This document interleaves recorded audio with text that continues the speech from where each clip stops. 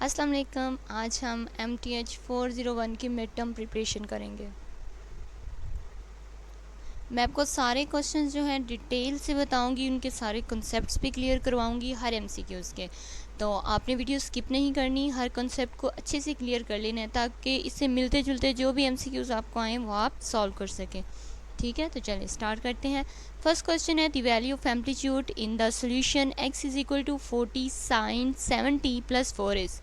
तो कहता है कि अगर हमारे पास जो है ये वैल्यू हो x is equal to 40 sine वाली, तो इसका एम्पलीट्यूड क्या होगा। तो आपको पता होना चाहिए कि जो हमारे पास एम्पलीट्यूड होता है ना, एम्पलीट्यूड हमारा जो होता है वो कॉफिशिएंट होता है साइन का। ठीक है, हमारा एम्पलीट्यूड कॉफिशिएंट है साइन का, तो फिर जो वैल्यू साइन की होगी वही उसके कॉफिशिएंट की होगी। यानी कि अगर साइन की वैल्यू 40 लिखी हुई है तो उसके कॉफिशिएंट की वैल्यू भी 40 होगी। तो देखिए, अगर यहाँ साइन की वैल्यू 7 लिखी होती तो हम एम्पलीट्यूड की वैल्यू 7 कर देते, लेकिन यहाँ पे साइन की वैल्यू अब 40 है तो हमारा आंसर होगा 40। ये देखिए, ये हमारा 40C आंसर होगा। नेक्स्ट क्वेश्चन देख लेते हैं। नेक्स्ट क्वेश्चन वो कहता है the degree of the differential equation is this. वो कहता है कि आपके पास जो है एक डिफरेंशियल इक्वेशन दी हुई है ये वाली, तो इसकी आपने डिग्री फाइंड करनी है। मैं आपको बताती हूँ, हमारे पास जो है ना दो चीज़ें होती हैं, एक हमारे पास ऑर्डर होता है और एक डिग्री होती है। ठीक है, यहाँ उसने हमारे से डिग्री पूछी हुई है, तो एक हमारे पास ऑर्डर होता है, एक डिग्री होती है। तो ऑर्डर हम कैसे फाइंड करते हैं, ये हमारे पास जो सिंपलेस्ट वाली वैल्यू होती है ना, इक्वल की साइड पे सिंपल वाली, ये नॉर्मली इस साइड पे लिखी होती है, लेकिन जहाँ भी लिखी हो नीचे वाली वैल्यू की आपने पावर देखनी है। जो नीचे वाली वैल्यू की पावर होगी वो आपका ऑर्डर होगा। और आपने डिग्री कैसे फाइंड करनी है, जो ये dy/dx के ऊपर ब्रैकेट लगा के होल वैल्यू दी होगी ना ऊपर पावर, वो आपकी डिग्री होगी। तो यहाँ पे आपका ऑर्डर भी 2 है और डिग्री की वैल्यू भी 2 है। तो हमें क्योंकि डिग्री पूछी हुई है तो डिग्री की वैल्यू 2 होगी। आपने देख लेना है, आपसे अगर वो ऑर्डर पूछेगा तो आपने यहाँ नीचे वाली वैल्यू की पावर देख लेनी है, और अगर वो आपसे डिग्री पूछेगा तो आपने ये होल ब्रैकेट के ऊपर जो पावर है ये देख के आपने लगा देनी है। ठीक है, नेक्स्ट क्वेश्चन देखते हैं। नेक्स्ट क्वेश्चन वो कहता है विच of the following is the equation of pendulum. Pendulum की इक्वेशन कौन सी है।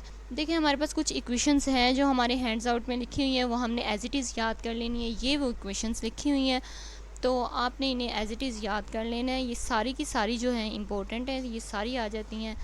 तो इसमें मोस्ट इम्पोर्टेंट जो है वो पेंडुलम वाली है, ये जो अभी हम कर रहे हैं।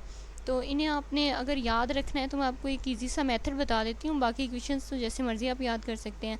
ये है कि जिसमें ये एक सिंगल वैल्यू लिखी होगी ना, वो आपकी ग्रोथ इक्वेशन होगी। ठीक है, और जिसमें आपके पास एक प्लस होगा, एक प्लस है, दो वैल्यूज़ लिखी हुई हैं, ये देखिए दो वैल्यूज़ है ना, प्लस उन्हें सेपरेट कर रहा है, तो एक ये वैल्यू होगी और एक ये वाली। तो दो वैल्यूज़ लिखी होंगी तो वो आपकी पेंडुलम है, और बाकी जो तीनों है ना वो 3-3 वैल्यूज़ वाली हैं। ठीक है, ये बाकी जो है वो 3-3 वैल्यूज़ वाली हैं इस तरह। तो आपने देखना है जिसमें ये एंड पे माइनस वाली होगी वो आपकी जो है रिकाइटी इक्वेशन है। तो ये आपको तीनों क्लियर हो गई। इसी तरह आपने इन्हें याद कर लेना है। पेंडुलम वाली इक्वेशन को मैं आपको बता देती हूँ, ये d² होता है, और उसके बाद एक इसमें जो है ना g/L sin थीटा की वैल्यू होती है। तो हम अपनी इक्वेशन देख लेती हैं, मैं फिर आपसे कह रही हूँ कि आप इन्हें अच्छे से देख लीजिएगा। तो अभी हम देख लेते हैं हमारे पास जो है पेंडुलम की इक्वेशन कहाँ लिखी हुई है। ये देखें d² θ/dt² है। तो आपको जब ऑप्शन आएंगे तो आपने इसी चीज़ से ही पहचान लेना है कि आपके पास d² की वैल्यू में है। तो यहाँ आपकी जो फर्स्ट वाली इक्वेशन है ये आपकी पेंडुलम इक्वेशन है। नेक्स्ट देख लेते हैं। नेक्स्ट उन्होंने कहा हुआ है द डिफरेंशियल इक्वेशन, उन्होंने इक्वेशन आपको दी है और आपने उसे सॉल्व करना है। सॉल्व करके आपने क्या निकालना है कि वो उसने ऑप्शन दे दिए हैं, आपने फाइंड करना है कि इन ऑप्शंस में से वो क्या है। तो ये उसने इक्वेशन दे दी है, तो वो कहता है कि क्या वो एग्जैक्ट है, या आपकी इक्वेशन नॉन एग्जैक्ट है, या होमोजीनियस है, या वो सेपरेबल है। तो मैं पहले आपको बता दूं कि होमोजीनियस और सेपरेबल के लिए हमारे पास जो हमारी इक्वेशन होती है वो ज़ीरो की इक्वल नहीं होती, वो हमारे पास dx/dy की फॉर्म में होती है। तो क्योंकि ये हमारे पास dx/dy की फॉर्म में नहीं है, ज़ीरो की इक्वल है, तो इसलिए हम होमोजीनियस और सेपरेबल को तो कंसीडर ही नहीं करेंगे। ठीक है, तो हमारे पास रहेगी एग्जैक्ट और नॉन एग्जैक्ट। एग्जैक्ट और नॉन एग्जैक्ट को हम कैसे फाइंड करेंगे ये मैं आपको बताती हूँ। हमारे पास क्योंकि यहाँ पे दो वैल्यूज़ है ना, एक ये वाली है, इसे हम m कहेंगे, और एक हमारे पास ये वाली है, इसे हम n कहेंगे। तो हमने क्या करना होता है, हमने m का पहले डेरिवेटिव लेना है, ठीक है, m का डेरिवेटिव लेना है y के साथ, और फिर हमने n का डेरिवेटिव लेना है x के साथ। तो अगर दोनों का आंसर इक्वल आ जाएगा तो हम कहेंगे ये एग्जैक्ट है, और अगर इक्वल नहीं आएगा तो हम कहेंगे नॉन एग्जैक्ट है। तो हम लेके देख लेते हैं। तो फर्स्ट वाली पहले हम m का लेके देख लेते हैं। तो m का क्योंकि हमने y के साथ लेना है, ये देखें ना, m का हमने किसके साथ लेना है, y के साथ। तो ये वाली इसकी वैल्यू ख़त्म हो जाएगी क्योंकि इसके साथ y नहीं है, ये वाली वैल्यू भी ख़त्म हो जाएगी क्योंकि इसके साथ भी y नहीं है। तो बाकी हमारे पास क्या रह जाएगी, 2y² वाली। तो इसका कैसे लेंगे, जब हम डेरिवेटिव लेते हैं तो जो y का जो पावर है ये इधर 2 के साथ मल्टीप्लाई हो जाएगी, तो ये हमारे पास हो जाएगा 4, और y की पावर में से 1 कम कर देंगे तो ये हो जाएगा 4y, यानी कि 4y की पावर 1 हो जाएगी, ठीक है। इसी तरह अब हम इसका x के साथ ले लेते हैं। तो x के साथ लेंगे तो x की पावर 1 है, तो वो 1 इधर मल्टीप्लाई होगा तो ये हो जाएगा 2 1 2, और x की पावर में से 1 कम कर देंगे तो x की पावर 0 हो जाएगी, x ख़त्म हो जाएगा तो ये रह जाएगा 2y, ठीक है। तो ये इसका आया m वाले का 4y और n वाले का 2y, तो ये दोनों इक्वल जो है नहीं है। हमारे पास एक 4y not equal to 2y, अगर ये इक्वल होते तो हम इसे एग्जैक्ट कह देते, अब ये नॉट इक्वल है तो हम इन्हें नॉट एग्जैक्ट कहेंगे, ठीक है। तो आपने सॉल्व करके देख लेना, जो आपका एग्जैक्ट आएगा वो एग्जैक्ट लगा देना, जो नॉट एग्जैक्ट होगा it's not exact. Next question लिखा हुआ है, कहता है ना बर्नौलीज इक्वेशन, हमारे पास एक बर्नौलीज इक्वेशन है, ये उन्होंने लिख दी है। तो कहता है आपने उसमें से कुछ फाइंड करना है, क्या फाइंड करना है, px फाइंड करना है, आपने qx फाइंड करना है एंड n फाइंड करना है। तो बर्नौलीज इक्वेशन की जो हमारे पास सिंपलेस्ट फॉर्म होती है ना, वो इस तरह लिखी होती है, ठीक है। सबसे पहले हमारे पास dy/dx होता है, ये उन्होंने एज इट इज़ लिखा हुआ है, ठीक है। उसके बाद हमारे पास होती है प्लस के बाद px की वैल्यू, तो प्लस के बाद हमारे पास ये जो लिखी हुई है ये है हमारे पास px की वैल्यू। px की वैल्यू क्या है, 1/x, ठीक है। इक्वल के बाद हमारे पास लिखी होती है qx की वैल्यू, तो इक्वल के बाद हमारे पास ये जो लिखी हुई है ये है हमारे पास qx की वैल्यू, यानी कि x, ठीक है। उसके बाद हमें थर्ड चीज़ उसने कही है n। तो n क्या होता है, ये जो qx के साथ y है ना, y के ऊपर जो पावर होगी वो हमारी n होगी, तो y के ऊपर पावर क्या है 2, ठीक है। तो ये हमारे पास तीनों आंसर आ गए, ये हमारा px, ये हमारा qx और ये हमारी n की वैल्यू। तो इस तरह का आंसर कौन सा है हमारा, ये फर्स्ट वाला आंसर है, तो इसलिए हमारा करेक्ट आंसर 1 होगा, ठीक है। नेक्स्ट क्वेश्चन देख लेते हैं। नेक्स्ट क्वेश्चन में वो कहता है if a differential equation is a form y, ये उन्होंने एक हमें इक्वेशन दे दी है। कहता है अगर आपके पास ये इक्वेशन लिखी हो तो आपके पास जो xm minus y n not equal to 0 है, इसके हिसाब से आप इंटीग्रेशन फैक्टर करें तो आपके पास क्या आता है, ये आपके पास केसेस है, ये जो है ना xm minus y n not equal to 0, ये आपके पास उन्होंने केस 4 दिया हुआ है, आपको केस 4 दिया हुआ है। तो आपने चारों केसेस ये देख लेने हैं, पेज 36 पे हैं, ठीक है। ये आपको चारों केसेस आ सकते हैं। तो केस 4 और जो केस 3 है ना, वो दोनों आलमोस्ट सेम है, तो वो दोनों मैं आपको उनमें डिफरेंस बता देती हूँ। ये हमारे पास केस 4 लिखा हुआ है और केस जो 3 है उसमें इस माइनस की जगह पे प्लस लिखा होता है। तो आपने क्या करना है, सिंपल तरीका है, आपने इस पूरी इक्वेशन को उठाना है, ठीक है, और यहाँ ढूंढना है किसके नीचे लिखी हुई है, ये क्या है xm माइनस वाई एन, तो xm माइनस वाई एन ये लिखी हुई है, ठीक है। तो ये आपका करेक्ट आंसर होगा।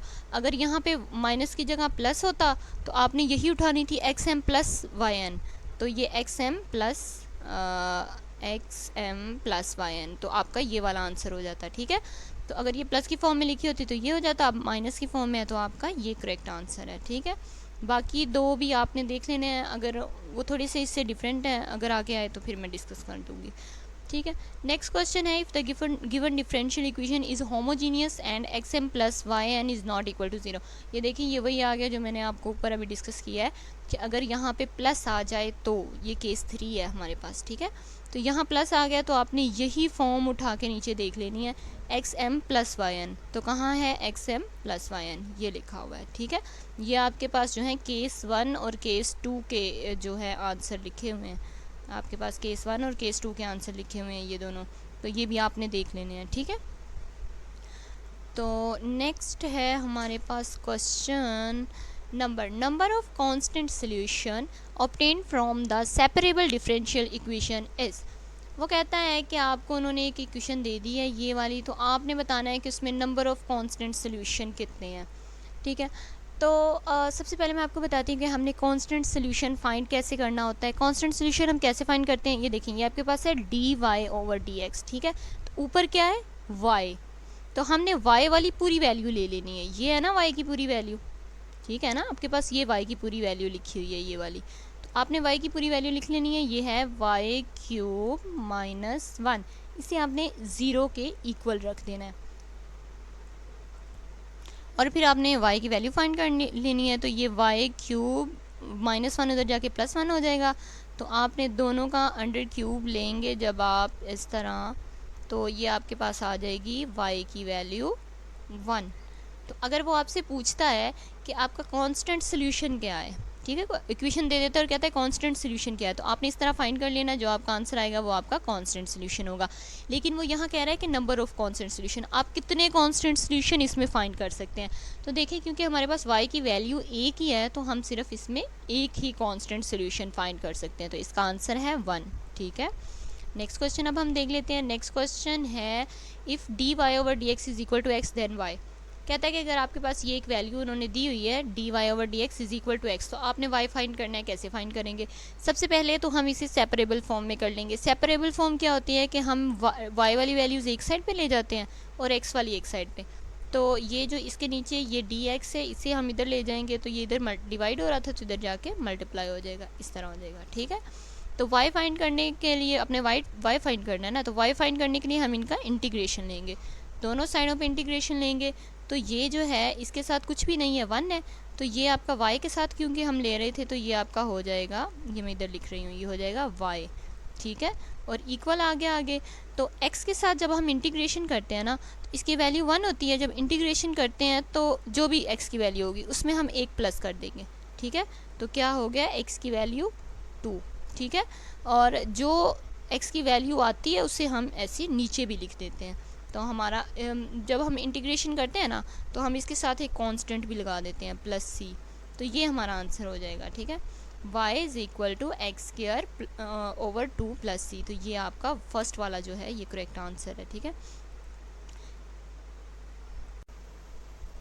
तो नेक्स्ट क्वेश्चन है हमारे पास, to convert non homogeneous differential equation, ये उन्होंने इक्वेशन लिख दी हुई है हमारे पास, तो वो कह रहे हैं कि इसे हमने वेरिएबल सेपरेबल फॉर्म में कन्वर्ट करना है। तो देखिए, इसके लिए मैं आपको फार्मूला बताती हूँ। इसके लिए हमारे पास फार्मूला होता है z is equal to b1 x plus b2 y। ठीक है, ये हमारे पास फार्मूला होता है, तो यही फार्मूला हमने इस पर अप्लाई करना है। तो ये हमारे पास आएगा z is equal to b1 की वैल्यू क्या है, ये 2b1 की वैल्यू और 3b2 की वैल्यू है, तो हम लिखेंगे 2x प्लस 3y। ठीक है ना, तो ये आपका आंसर होगा z is equal to 2x plus 3y। तो ये आप चेक कर लें कौन सा ऑप्शन है, ये हमारे पास यहाँ डी ऑप्शन है, तो आपका डी ऑप्शन करेक्ट होगा। नेक्स्ट क्वेश्चन है हमारे पास, in exponential model for the population growth. हमारे पास अगर पॉपुलेशन ग्रोथ की ये इक्वेशन दी हो, तो वो कहता है कि अगर आपके पास x स्मॉलर देन 0 है, तो आप लिमिट अप्लाई करके आपका आंसर क्या आएगा। देखिए, इसमें आपने दो चीज़ें देखनी है। अगर तो आपके पास जो है x स्मॉलर देन 0 होगा, तब आपका आंसर जो है वो 0 आएगा। ठीक है, लेकिन अगर वो आपको यही सब कुछ दे के कहता है कि x जो है वो आपका ग्रेटर देन 0 है, तब आपका आंसर इन्फिनिटी आएगा। ओके, ये आपने दोनों चीज़ें रख लेनी है याद, ये दोनों जो हैं MCQs में आती हैं। तो यहाँ उसने क्योंकि हमसे k स्मॉलर देन 0 का है, तो हमारा आंसर जो है 0 होगा। ठीक है, नेक्स्ट क्वेश्चन देख लेते हैं। नेक्स्ट क्वेश्चन है, इन exponential model for the population growth is this if, ये देखेंगे वही आ गया जो मैंने अभी आपको बताया कि वहाँ उसने k स्मॉलर देन 0 कहा था, तो हमारा आंसर था 0। यहाँ उसने k ग्रेटर देन 0 कहा है, तो इसका मतलब हमारा आंसर होगा इन्फिनिटी। ठीक है, नेक्स्ट क्वेश्चन है, the constant solution of the logistic equation. ये उसने इक्वेशन लिख दी है, वो कह रहा है इसका हमें कांस्टेंट सोल्यूशन बता दे। तो आप कांस्टेंट सोल्यूशन कैसे फाइंड करते हैं, देखिए मैं आपको कांस्टेंट सोल्यूशन का फॉर्मूला बताती हूँ। कांस्टेंट सोल्यूशन का फॉर्मूला जो है ना, वो ये होता है d, ठीक है, d माइनस अल्फ़ा और होल में स्क्वायर n होता है, आपकी पावर n होती है, ठीक है। तो d की वैल्यू आप वैसे ही लिख देते हैं अगर जब हम इसे सॉल्व करेंगे, ठीक है। तो अल्फ़ा क्या होता है, ठीक है, माइनस डालें अल्फ़ा, अल्फ़ा क्या होगा, हमारे पास क्वेश्चन है if f x and g x are linearly independent. अगर हमारे पास दो जो हैं वो वेरिएबल्स हैं, दो फंक्शन हैं एफ एक्स और जी एक्स, और दोनों क्या हैं, वो डिपेंडेंट करते हैं आई पर, ठीक है।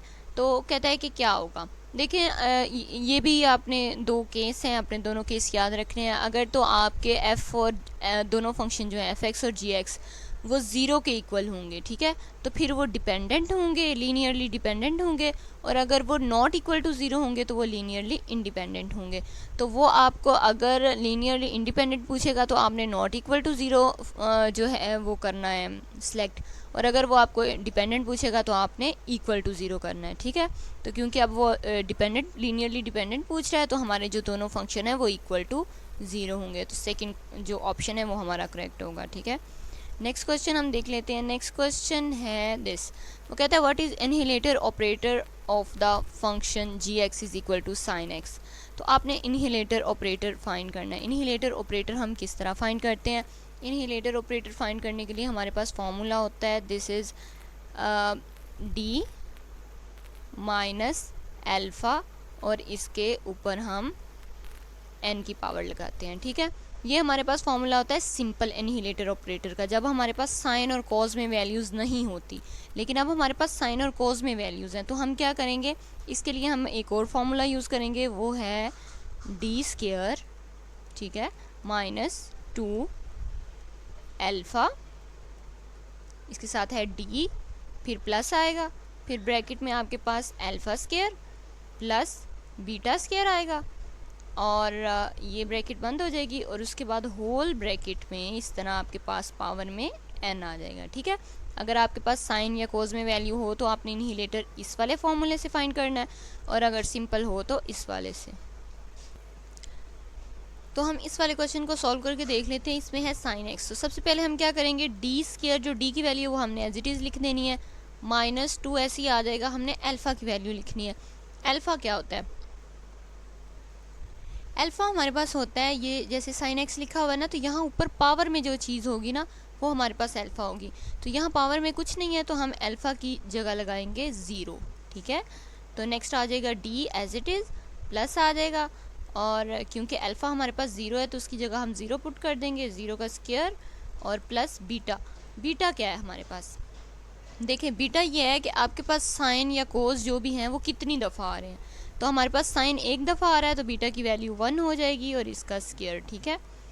अब इसके बाद आपने होल स्क्वायर लगाना है। होल स्क्वायर में आपके पास पावर है n की, तो ये n कहाँ से आएगा, देखिए अगर आपके पास वैल्यू लिखी होती ना 5 प्लस 6 प्लस 3 इस तरह की फॉर्म में, ठीक है, तो ये कितने इसके वेरिएबल्स थे 1 2 3, तो हमारी n की पावर 3 हो जाती। लेकिन यहाँ पे देखिए हमारे पास सिंगल वेरिएबल है साइन x, तो हमारे पास कितने वेरिएबल हैं, सिर्फ एक, तो हम यहाँ पे एक लगाएंगे। तो इसे सॉल्व कर लेते हैं, डी स्क्वायर हमारे पास वैसे ही आ जाएगा, तो ये सारी की सारी वैल्यू ज़ीरो हो जाएगी क्योंकि इनमें ज़ीरो मल्टीप्लाई हो रहा है, ये भी ज़ीरो हो जाएगा, तो सिर्फ 1 रह गया, तो प्लस 1 आ जाएगा, ठीक है। तो होल स्क्वायर में 1 है तो इसका मतलब ये हमारा आंसर होगा डी स्क्वायर प्लस 1। तो देख लें हमारा कौन सा आंसर है, ये लास्ट डी वाला, डी स्क्वायर प्लस 1, ये हमारा करेक्ट आंसर है, ठीक है। इस तरह आपने सॉल्व कर लेना है इसे। तो नेक्स्ट क्वेश्चन देखते हैं। नेक्स्ट क्वेश्चन वो कहता है कि अगर which of the following is the annihilator operator of the function. ये देखिए उन्होंने वही क्वेश्चन पूछ लिया है, पहले हमारा साइन के साथ था इनहिलेटर ऑपरेटर फाइंड करना है, अब हमने सिंपल वैल्यू के साथ फाइंड करना है। तो सिंपल वैल्यू के साथ मैंने आपको फॉर्मूला बताया था, वो हमारा है डी माइनस अल्फ़ा, और फिर आप पावर में n लिखते हैं। तो इसे भी हम सॉल्व कर लेते हैं, डी का डी आ जाएगा माइनस, और अल्फ़ा क्या होता है, ऊपर पावर में कुछ नहीं है तो ज़ीरो लगा देंगे, और n की वैल्यू, हाँ देखिए यहाँ पे हमारे पास दो वैल्यूज़ हैं, ये एक वेरिएबल ये दो वेरिएबल, तो n की वैल्यू 2 होगी, तो ये हमारे पास हो जाएगा डी स्क्वायर, ठीक है। तो हमारे पास ये फर्स्ट वाला करेक्ट आंसर होगा। नेक्स्ट क्वेश्चन वो कहता है if f x and g x are linearly dependent, ये हमारा हो गया था जी, ये क्वेश्चन है। तो ये क्वेश्चन है the constant solution of the logistic equation. ये आपको उन्होंने इक्वेशन दे दी है, तो आपने इसका जो है कांस्टेंट सॉल्यूशन फाइंड करना है। ये पहले हमारी वीडियो में हम करने लगे थे, लेकिन वो मैंने गलती से आपको ना दूसरा फॉर्मूला बता दिया था एनिहिलेटर का ना। तो अब हमने क्योंकि एनिहिलेटर क्लियर कर लिया है, तो फिर मैं आपको अब ये क्वेश्चन करवा देती हूँ। इस क्वेश्चन में जो है हमने कांस्टेंट सॉल्यूशन फाइंड करना है, ठीक है। तो कांस्टेंट सॉल्यूशन के लिए हम क्या करते हैं, हम इस वैल्यू को देखते हैं। ये हमारे पास क्या लिखा हुआ है, D P over D T. तो ये ऊपर वाली जो वैल्यू है ना, ऊपर क्या लिखा हुआ है, पी। तो हमने पी के साथ जो वैल्यू है उसे उठा लेना है, ठीक है। पी के साथ क्या वैल्यू है, ए माइनस बी पी, ठीक है। इसे हमने इक्वल रख देना है 0 के। जब भी आपको वो कांस्टेंट सोल्यूशन कहेगा तो आपने इसी तरह फाइंड करना है। आपने इसको उठाना है, इक्वल 0 के रख देना है। तो अब आपने इसमें से p फाइंड कर लेना है। तो जो है ये देखें, a is equal to minus b p, इधर जाएगा तो प्लस हो जाएगा, तो ये हो जाएगा बी पी, और p की वैल्यू आप फाइंड करेंगे तो वो हो जाएगा, ये b इधर आके डिवाइड होगा तो a ओवर b। तो आपके पास p की वैल्यू क्या आई, a ओवर b। ये देखें यहाँ लिखी हुई है a ओवर b। तो दूसरी हमारे पास कोई भी वैल्यू नहीं है, इसलिए वो हम 0 लगाएंगे। तो ये सेकंड वाला जो ऑप्शन है ये हमारे पास करेक्ट ऑप्शन होगा। नेक्स्ट क्वेश्चन है हमारे पास the differential equation of the orthogonal trajectory to the family of curves y is equal to C X. तो इसमें हमने फाइंड करना है कि हमारे पास D Y over D X की वैल्यू क्या होगी। तो सबसे पहले हम इस वैल्यू को देखते हैं, इसमें आपको c की वैल्यू निकालनी है। तो c is equal to y, और x c के साथ मल्टीप्लाई हो रहा है तो इधर आके डिवाइड हो जाएगा, तो ये हो जाएगा c is equal to y over x, ठीक है। अब हम देखते हैं जो हमारे पास होता है ना d Y over D x, ये हमारे पास इक्वल होता है c के, ठीक है। c हमारे पास कांस्टेंट होता है, तो ये कांस्टेंट के इक्वल होता है। तो c की हमारे पास वैल्यू क्या है यहाँ पे, y ओवर x। तो हम c is equal to y over x कर देंगे, तो इसका मतलब है कि हमारा d Y over D x equal हो गया y ओवर x के। तो इस तरह का कौन सा फॉर्मूला लिखा हुआ है, कौन सा जो है ऑप्शन लिखा हुआ है, ये वाला d Y over D x is equal to y over x, इसलिए हमारा ऑप्शन डी करेक्ट होगा। नेक्स्ट क्वेश्चन है if y is equal to this. अगर आपके पास ये इक्वेशन लिखी हो तो आपने बताना है कि इसमें ट्रू क्या है। तो देखिए उन्होंने एनिहिलेटर पूछे हुए हैं, तो एनिहिलेटर आपने कैसे फाइंड करना है ये मैंने आपको बता दिया था। आपने फॉर्मूला लगाना है d माइनस अल्फ़ा और पावर n वाला, ठीक है। तो ये चलें हम कर लेते हैं ये वाला भी। तो ये आपका d ऐसे ही आ जाएगा माइनस अल्फ़ा, अल्फ़ा जो है वो मैंने आपको बताया था पावर है आपकी, तो पावर है आपकी 3, और ये एक्चुअली आपकी पावर 0 होगी। पता है क्यों, क्योंकि यहाँ पे वो जब हम पावर लेते हैं ना तो इसके साथ ऐसे छोटा सा x लिखा होता है, वो वाली पावर लेते हैं। तो इसके साथ हमारे पास x नहीं लिखा हुआ, तो हम यहाँ पे 0 पुट करेंगे, ठीक है। आपने वो पावर लेनी है जिस पावर के साथ छोटा सा x लिखा हो, e या x या इस तरह का कुछ लिखा हो, ठीक है। तो यहाँ ऐसी कोई पावर नहीं है तो हम 0 लेंगे। और n की वैल्यू क्या है, 1 2 3, n की वैल्यू क्या है 3। तो हमारे पास आंसर होगा डी क्यूब। तो हमारा जो करेक्ट आंसर है वो है डी क्यूब। तो हमारा ये सी वाला ऑप्शन करेक्ट है, ठीक है।